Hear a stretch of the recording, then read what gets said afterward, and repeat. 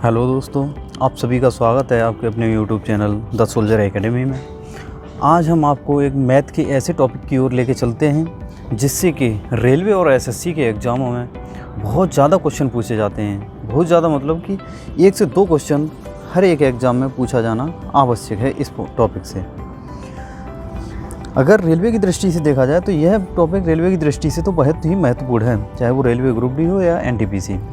चलिए तो आज एक लेके चलते हैं सिंप्लीफिकेशन का एक टॉपिक, जिसमें कोई कुछ इस तरह से एक सीरीज दी जाती हैं, फ्रैक्शन के रूप में सीरीज दी हुई होगी और उसकी पूछेगा कि इसका हल क्या होगा। ऐसी सीरीज में हम इन नीचे जो डिजिट दी हुई होती हैं इनके फैक्टर करते हैं। पहले डिटेल में बताते हैं, फिर शॉर्ट में चलेंगे। जैसे कि 1/30 है, इसे हम ऐसी कोशिश करते हैं हम कि इनके जो हमें फैक्टर करने हैं उनके बीच में कम से कम डिफरेंस रहे, क्योंकि ऊपर हमें कोई भी डिजिट नहीं नज़र आ रही है, सिर्फ एक नज़र आ रहा है। तो इसका देखेंगे कि एक के डिफरेंस की कोई इसके फैक्टर हैं तो वो हो जाते हैं 5 और 6। इसका मतलब 1/5 × 6 प्लस की 1/6 × 7 प्लस की 1/7 × 8 प्लस की 1/8 × 9 प्लस की 1/9 × 10 प्लस 1/10 × 11। आप देख रहे हैं कि एक सीरीज जैसी बनती नज़र आ रही है और डिफरेंस भी इनके बीच में एक ही है फैक्टर के। 5 से 6, 6 से 7, 7 से 8 ऐसी सीरीज बन रही है। अब इसको हम थोड़ा सिंप्लीफाई करने की कोशिश करते हैं। तो जैसे कि अगर मैं इसे अलग अलग लिखना चाहूँ 1/5 लिख सकता हूँ। अब इसे यहाँ पे अलग लिखना होगा तो 1/6 लिखा मैंने। अब इसका इस तरह से सिंप्लीफाई करेंगे कि दोबारा से हम अगर इसी फॉर्म को प्राप्त करना चाहें तो हम प्राप्त कर सकें, मतलब वैल्यू में कोई चेंज ना आए। जैसे कि मैंने 5 - 1/6 लिखा, तो इसका जब एलसीएम लेंगे तो 6 इधर आ जाएगा, 5 इधर आ जाएगा, तो ऊपर 1 हो जाएगा, 6 में से 5 जाएंगे, 1 बचेगा, नीचे यही फॉर्म लौट के आ जाएगी। प्लस अब इसको भी इसी तरह से लिख लेते हैं 1/6 - 1/7 प्लस 1/7 - 1/8। इसको भी तोड़ के लिख लेते हैं, क्योंकि ऊपर तो 1 ही बचेगा। अगर सॉल्व करेंगे तो एलसीएम लेंगे, ऊपर 1 आ जाएगा, और 1 ही चाहिए हमें ऊपर, नीचे 7 × 8 चाहिए, तो 7 × 8 एलसीएम लेंगे तो आ जाएगा 1/8 - 1/9।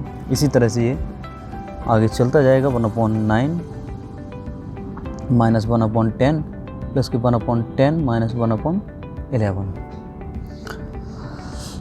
अब आप देख रहे हैं यहाँ पे कुछ कटता हुआ नज़र आ रहा है।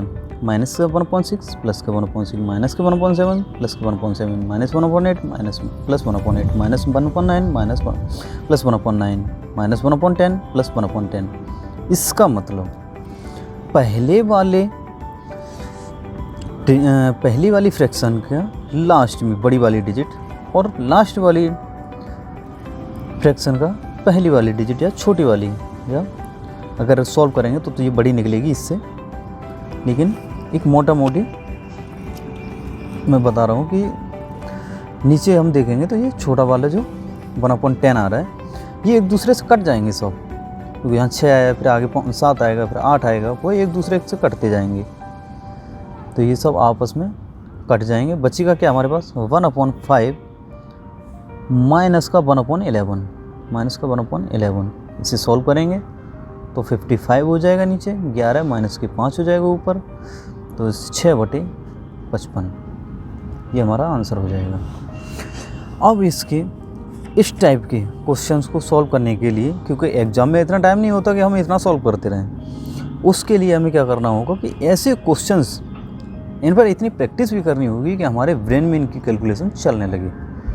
जैसे कि हम यहाँ पे देख रहे हैं 1/6 1/30, तो तुरंत माइंड में क्लिक करना चाहिए कि ऊपर 1 है तो 1 के डिफरेंस से कोई फैक्टर बनेगा, 5 × 7 जाएगा, 5 × 30 तो 1/5 बनेगा, माइनस 1/6 बनेगा, ऐसे ही यहाँ पे 1/6 बनेगा, माइनस 1/7 बनेगा, और ये बनते बनते चला जाएगा। तो जैसे ही एक बार रिपीट हुआ कि माइनस के 1/6 और प्लस में 1/6, तो ये कटना शुरू हो जाएगी फिर सीरीज, क्योंकि लगातार सीरीज दी हुई है। और ये तब तक कटेगी जब तक लास्ट में डिजिट में हमारी छोटी वाली जो डिजिट होगी 1/10 वहाँ तक, क्योंकि 1/11 जो मिलेगा हमें माइनस में, उसके आगे अगर चलेंगे तब 1/11 कटेगा, न कि उससे पहले। उससे पहले तो 11 मिलेगा ही नहीं कहीं। तो हमारा सिर्फ और सिर्फ हमारी कैलकुलेशन होगी 1/5 माइनस की 1/11। सिर्फ इतनी कैलकुलेशन हमारी कम्पिटिटिव एग्ज़ाम में करनी होगी, जिसे जब हल करेंगे तो इसका एलसीएम भी ऐसे नहीं लेना, मन में हमें करना है कि 11 × 5 55 हो जाएगा नीचे, ऊपर 11 इधर जाएंगे, 11 माइनस के इधर 5 हो जाएंगे, तो 11 में से 5 जाएंगे 6। इतनी कैलकुलेशन करनी होगी। इसी तरह से आगे वाला क्वेश्चन देखते हैं। इसमें थोड़ा उसकी फॉर्मेट को चेंज किया है, क्वेश्चन लगभग सेम है, फॉर्मेट उसने चेंज किया है। मतलब एक स्टेप यहाँ पे जो था इसके एक स्टेप यहाँ से आगे बढ़ा के दे दिए। यहाँ 1 से शुरुआत हो रही है, तो 1/1 माइनस की जब इसे सॉल्व करेंगे, इसी की तरह हम थोड़ा खोलते हैं इसे 1/2। अब इसे हल करते हैं, 2 इधर आ जाएगा, 1 इधर, बचेगा क्या 1 ऊपर, जो कि 1 ही ऊपर दे रखा है। तो हमारा वैल्यू में कोई परिवर्तन नहीं आएगा इसकी फाइनल वैल्यू में। अब सॉल्व करने के लिए इसको भी ऐसे ही तोड़ेंगे, 1/2 माइनस 1/3 जैसे 1/3 माइनस 1/4। ऐसे ये सीरीज चलती जाएगी, क्योंकि यहाँ पे देख रहे हैं कि एक सीरीज बन रही है, 1 2 2 से 3 3 से 4 4 से 5 5 से 6 6 से 7 ऐसे करके रेगुलर चलती जाएगी। वो 1/99 मिलेगा यहाँ पे, माइनस 1/100। इसे भी हल करेंगे तो जहाँ 100 हो जाएगा, जहाँ 99, 1/100 × 99 बचेगा। तो सेम वही फॉर्मेट लौट के आ जाएगी। अब यहाँ से अगर हम काटना शुरू करें तो ये डिजिट इससे कटेगी, ये इससे कटेगी, ये इससे कटेगी। अपने मतलब अगले वाले से आगे वाली सीरीज में जब आगे स्टेप जैसे बढ़ेगा, उसमें यही वाली टर्म रिपीट हो रही होगी। जैसे ये यहाँ पे ख़त्म हुआ तो इसके एक स्टेप आगे बढ़े तो ये रिपीट होने लगा, तो कटते जाएंगे 99 तक कट जाएंगे। अब ये वाला कब कटेगा? इसके आगे जब हम एक स्टेप और बढ़ते तब हमें 1/100 मिलेगा, जहाँ तब कट सकता है, लेकिन आगे है नहीं सीरीज। बचेगा क्या? 1 माइनस 1/100। इसे 1/1 लिखने की कोई ज़रूरत नहीं है। अब इसे सॉल्व करेंगे तो 100 माइनस 1 99/100।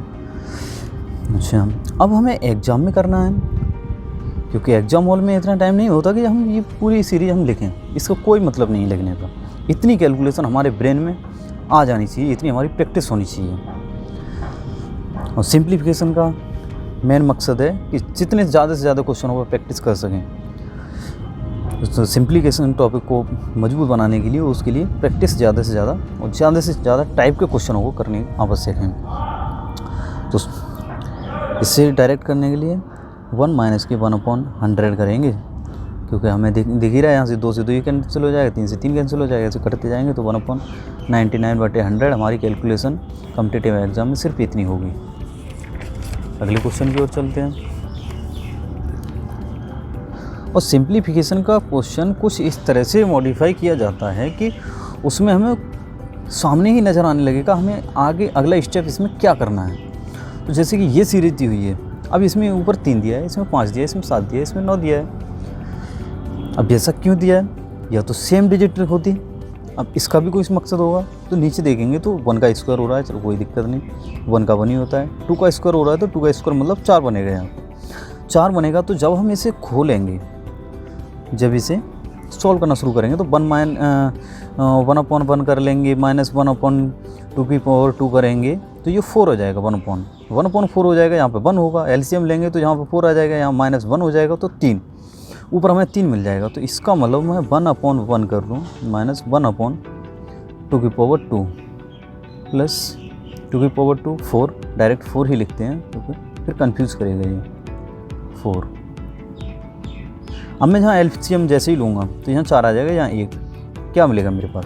ऊपर 3, नीचे 1 × 4, या फिर 4 को हम लिख सकते हैं 2/2। ऐसे ही अगले स्टेप में 1/2 मतलब 4 माइनस 1/3/2 मतलब 9। इसको मैं जब सॉल्व करूँगा तो 9 इधर आ जाएगा, 4 इधर आ जाएगा, 9 में से 4 जाएगा, 5 बचेगा, 5 ऊपर है, ऊपर का 5 मिलेगा। नीचे देखेंगे तो नीचे 9 × 4 हो जाएगा। 9 × 4 को हम 2/2 × 3/2 लिख सकते हैं।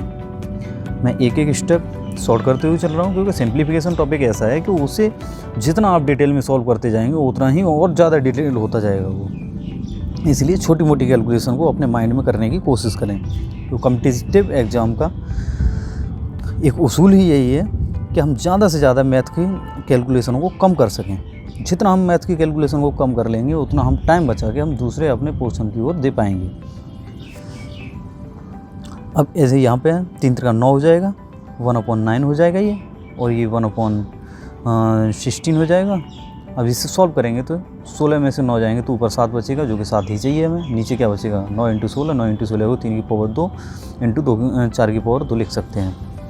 इसी प्रकार से 1/4 × 16 माइनस 25। आप इसे भी सॉल्व करेंगे तो जहाँ 25 आ जाएगा, यहाँ पे 16 आ जाएगा। नीचे 16 × 25 होगा, 16 × 25 को 4 की पावर 2, 5 की पावर 2 लिख सकते हैं इसे।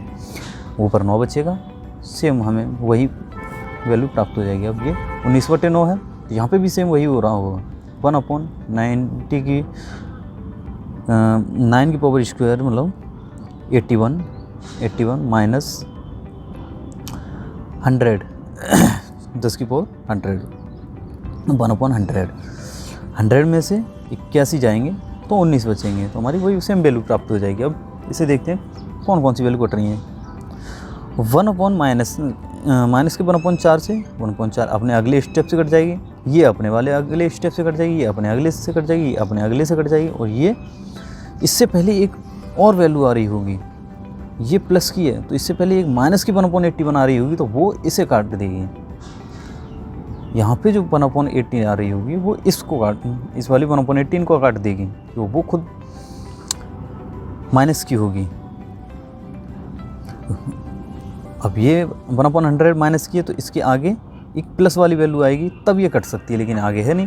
तो 1 माइनस के 1/100, सिर्फ हमारे पास इतनी वैल्यू बची, तो इसके 99/100 ये हमारा आंसर हो जाएगा। लेकिन कॉम्पिटिटिव एग्ज़ाम में सिर्फ करने के लिए हमारा काम होगा कि हम यहीं पे क्वेश्चन में ही देख लेंगे कि 1/4 और ये 3/1 × 4 हो जाएगा, 5/4 × 9 हो जाएगा, और 9 में से 4 जाएंगे, 5 बचेंगे ऊपर, तो ये एक दूसरे से माइनस होती जाएंगी, तो ये सब आपस में कट जाएंगे, सिर्फ पहली और लास्ट संख्या बचेगी। तो 1 माइनस की 1/100 बचेगी, जिसे हम 99/100 लिख सकते हैं। अगले क्वेश्चन की ओर चलते हैं। 1/6, 1/12, तो इसमें भी कुछ हम ढूंढने की कोशिश करेंगे कि ऊपर 1 दिया हुआ है तो इनके फैक्टर का डिफरेंस हो सकता है कि 1 ही हो, उसी से सॉल्व हो रहा होगा। जैसे कि 72 है, तो 8 में 72 होते हैं, मतलब 8 9 या 72, तो यहाँ पे फैक्टर मिल गए हमें 8 और 9 के, यहाँ पे मिल जाएंगे हमें। 100% ऐसी सीरीज में दिया होगा कि ये 8 और 9 के हैं, तो ये 8 और 7 के होंगे, 8 और 7 के होंगे, 7 8 या 56। ऐसे ही ये 6 और 7 के होंगे, ये 5 और 6 के होंगे। जिस डिजिट पे एंड हो रहा होगा उसी डिजिट से शुरुआत हो रही होगी, तभी ये डिजिट कर पाएंगे, अन्यथा बहुत लंबा क्वेश्चन हो जाएगा। तो ये एग्जामिनर उस हिसाब से सेट करके देता है कि आपको क्वेश्चन लंबा लगे, लेकिन उसको वास्तव में जब हल किया जाएगा तो इतना लंबा नहीं होगा। उसकी एग्जामिनर की इसी मेंटलिटी को पकड़ना होगा। 3, ये 4, ये 2, 3। जब इसे हम सिंप्लीफाई करने की कोशिश करेंगे उसी की तरह, तो 1/2 माइनस 1/3 हो जाएगा, प्लस के 1/3 माइनस 1/4। अब इसे जब इस वाले टर्म को हम सॉल्व करेंगे तो हम 1/6 ही पाएंगे, क्योंकि 3 इधर आ जाएगा, 2 इधर, नीचे 6 हो जाएगा, ऊपर 1 बचेगा। अब जब इस वाली टर्म को हम हल करेंगे तो 4 माइनस 3 1/4 = 12, नीचे 12 हो जाएगा। ऐसे ही ये हो जाएगा 1/4 माइनस 1/5 प्लस के 1/5 माइनस 1/6, से चलते जाएंगे 1/8 माइनस 1/9, क्योंकि हमें 1 लाना है, तो हम यहाँ प्लस नहीं करेंगे, हमें 1 लाना है, वैल्यू को संतुलित भी करना है। तो 9, ये 8, देखेंगे कुछ कट रहा है, तो इससे ये टर्म कट जाएगी, इससे ये अपने अगले से कट जाएगी, ये अपने अगले से कट जाएगी। इसी तरह से यहाँ पे एक डिजिट आ रही होगी, वो टर्म अपनी इससे कट जाएगी और 1/9 बचेगा। तो 1/2 माइनस के, ये 2 है, 3 नहीं है, सो 1/2 माइनस के 1/9 बराबर 9, यहाँ 2, तो 7/18, ये हमारा आंसर हो जाएगा। लेकिन एग्ज़ाम हॉल में, एग्ज़ाम हॉल में हमें करना होगा कि क्वेश्चन में देखिए तो 2:3 मिलेगा, यहाँ 3:4 मिलेगा, 4:5 मिलेगा, तो यहाँ पे सिर्फ हमारा 1/2 निकल रहा होगा। आगे 8:9 निकल रहा होगा, तो ये माइनस का 1/9 निकल रहा होगा। तो जब सॉल्व करेंगे तो 1/18 हो जाएगा। चलिए नेक्स्ट क्वेश्चन, 5वें क्वेश्चन की ओर चलते हैं, जो कि 1/2, 1/6, 1/12 ऐसे 1/132। अब 1/2 को हम क्या लिख सकते हैं, 1/2, इसे 1/2 लिख सकते हैं, इसे 2:3 लिख सकते हैं, इसे 3:4 लिख सकते हैं, ऐसे ही लिखते जाएंगे। अब ये हमें अपने दिमाग में कैलकुलेशन करनी होगी, 132 किसका हो सकता है, ये 11 × 12 का हो सकता है। इनके ऊपर अंश में जो वैल्यू दी हुई है 1 दी हुई है, इसका मतलब इनके फैक्टर भी 100% नीचे 1 ही ला रहे होंगे। कई बार क्वेश्चन लेकिन दे देता है घुमा के, जिसमें कि ऊपर 1 दिया होगा लेकिन नीचे वैल्यू 1 नहीं छोड़ रही होगी, नीचे कुछ और ही छोड़ रही होगी। तो एलसीएम लेंगे तो उनके जो ऊपर जो वैल्यू बचेगी कुछ अलग बचेगी, तो उसके लिए हम मल्टीप्लाई ऊपर नीचे गुणा करके हम बैलेंस करते हैं। फिलहाल अभी एक ही टाइप पर मूव करते हैं, अगली टाइप बाद में उठाएंगे। तो इसे जब हम हल करेंगे तो 1/1 माइनस के 1/2 लिख सकते हैं, इसको 1/2 माइनस के 1/3 लिख सकते हैं, इस वाली टर्म को 1/3 माइनस के 1/4 लिख सकते हैं। ऐसे हल करते जाएंगे, 1/11 माइनस 1/12 लिख सकते हैं। अब इन्हें काटेंगे तो इससे ये कट जाएगा, इससे ये अपने आगे से यहाँ पे एक टर्म होगी, उससे ये 11 कट जाएगा, बच्चा के 1/12 बराबर 11/12। अगले क्वेश्चन की ओर चलते हैं, जिसमें कि 1/9 दे रखा है। 1/9 मतलब इसका तो 3 × 3 फैक्टर होते हैं, लेकिन 3 × 3 तो अगर हम इस तरीके से सिंप्लीफिकेशन करेंगे तो वो 0 हो जाएगा, तो इसका तो हम कुछ करना ही नहीं। 1/9 ले लेंगे, प्लस यहाँ पे देखते हैं कुछ है फैक्टर हो पा रहे हैं, तो हो पा रहे हैं। फैक्टर हो रहे हैं 2:3, 2 × 3, 3 × 4, 4 × 5, 5 × 6, 6 × 7, 7 × 8, 8 × 9। मतलब यहाँ से हमारी सीरीज स्टार्ट हो रही है। ये वाली टर्म ये एक्स्ट्रा दी हुई है, इसकी कोई सीरीज नहीं बन रही, तो उसे हम ऐसे के ऐसे ही लिखने देंगे। हम इतना सॉल्व करते हैं, इसे सॉल्व करेंगे तो इस सीरीज़ को हम पहले भी सॉल्व कर चुके हैं। तो क्या बचेगा यहाँ पे 1/2 ये बचेगा, माइनस के लास्ट वाले 1/9। अब जब हम इसे सॉल्व करेंगे तो इससे एक टर्म कट जाएगी, तो 1/2 हमारे पास आंसर आ जाएगा। एक नई टाइप जो कि अभी फ़िलहाल जो लास्ट टाइम ग्रुप डी के एग्ज़ाम हुए थे उसमें एक क्वेश्चन पूछा गया, 3/3 लगातार 4 बार 3 दिया हुआ है, उन्हें एक दूसरे से डिवाइड किया कर रखा है। इस क्वेश्चन को हल करने के लिए वो अलग अदर साइन दिए होते हैं तो हम बॉड मास का यूज़ कर दें, लेकिन इसमें क्या करेंगे, एक ही साइन दिया हुआ है तो हम सीक्वेंस से फॉलो करेंगे एक तरफ से, तो 3/3 हो जाएगा। यहाँ तक हमारा सॉल्व 3 से 3 कट जाएगा, 1 बचेगा, तो इसे क्या लिख सकते हैं। अब अगले यहाँ इस टर्म को हल करेंगे तो ये 3 नीचे आ जाएगा डिवाइड में, यहाँ पे 1 बचा, उसके डिवाइड में 3 / 3। ये इसका अगला स्टेप क्या हुआ, ये डिवाइड में है तो 1/3 आ जाएगा, 1/3 तो था ही, इसी के नीचे डिवाइड में ही 3 लग जाएगा, तो मतलब 1/9 ये इसका आंसर हो जाएगा। अगले क्वेश्चन की ओर चलते हैं, जो कि 540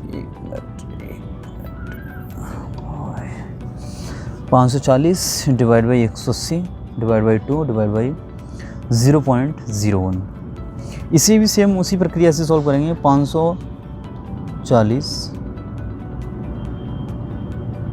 divide by 180 divide by 2 divide by 0.01। यदि ज़्यादा प्रैक्टिस नहीं है तो इसी तरीके से धीमे धीमे उसको खोलते चलें एक एक स्टेप बाय स्टेप, क्योंकि एक बार में खोलना कर सकते हैं लेकिन उसके लिए हमारी प्रैक्टिस सही होनी चाहिए, क्योंकि ये क्वेश्चन ऐसे होते हैं इसमें थोड़ी सी ये साइन की भी गलती, थोड़ी सी भी गलती पूरे क्वेश्चन को चेंज कर देगी और आप पता भी नहीं चलेगा कि क्वेश्चन में क्या हो गया। आंसर ढूंढते रहेंगे, आंसर नहीं मिलेगा।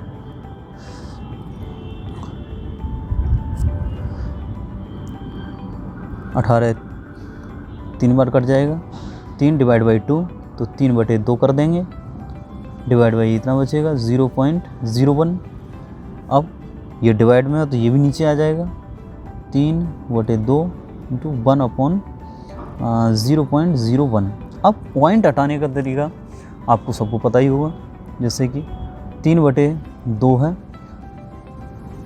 अब इंटू में ये 1 है, इसका पॉइंट हटाएंगे तो कितने 2 पॉइंट आ गया, 1 2, उतना ही ऊपर 0 लगा देंगे, 2 0 लगा देंगे, इसका पॉइंट ख़त्म। उससे जब काटेंगे तो 150 हमारा आंसर हो जाएगा। आगे चलते हैं एक दूसरी टाइप की ओर, वो है 9 इंटू 8/9 इंटू 9, सॉरी 9 इंटू नहीं, 9 से ही 8/9, इसके सब की मल्टीप्लाई में दे रखा है 9। अब ऐसे क्वेश्चन को, छोटा क्वेश्चन इस तरह से दिया हुआ है तो हम कैलकुलेट कर लेंगे इसी तरीके से, लेकिन उसी में कुछ वैल्यू बड़ी दे देता है, जैसे कि आगे दे रखी हैं, इनके लिए मल्टीप्लाई करना इतना आसान नहीं होगा, और ख़ासकर एग्जाम हॉल में बैठ के तो हम ऐसी कैलकुलेशन कर ही नहीं सकते, तो ऐसे क्वेश्चन को फिर स्किप करना पड़ेगा। तो उसके लिए कुछ शॉर्ट ट्रिक्स होती हैं, उनका यूज़ करेंगे हम। एग्जामिनर कोई भी क्वेश्चन जब कॉम्पिटिटिव एग्ज़ाम के पेपर में डालता है तो उस क्वेश्चन के पीछे कुछ ना कुछ लॉजिक ज़रूर लग रहा होगा, इतना लंबा क्वेश्चन वो कभी नहीं डालेगा, कुछ ना कुछ लॉजिक ज़रूर लगा होगा। अब डिपेंड करता है उसे लॉजिक को पकड़ पाते हैं या नहीं। जैसे कि ये दे रखा है 9, यहाँ पे जो 9 दे रखा है उसे एज इट इज लिख लेंगे। अब यहाँ पे जितने भी 9 होंगे उतने उसमें 0 लगा लेंगे। इन दोनों के बीच में डिफरेंस जो होगा ये सब निकल के उसी से आए, जो बेसिक मेथड से, बेसिक मेथड से ही निकल के आए, लेकिन बेसिक मेथड से निकाल के ये एक शॉर्ट मेथड बना दिया। इन दोनों के बीच में जो डिफरेंस होगा, जैसे 8 और 9 के बीच में डिफरेंस है 1 का, तो ये 1 इसमें से घटा देंगे, हमारे पास वैल्यू आ जाएगी 89। 1 मिनट,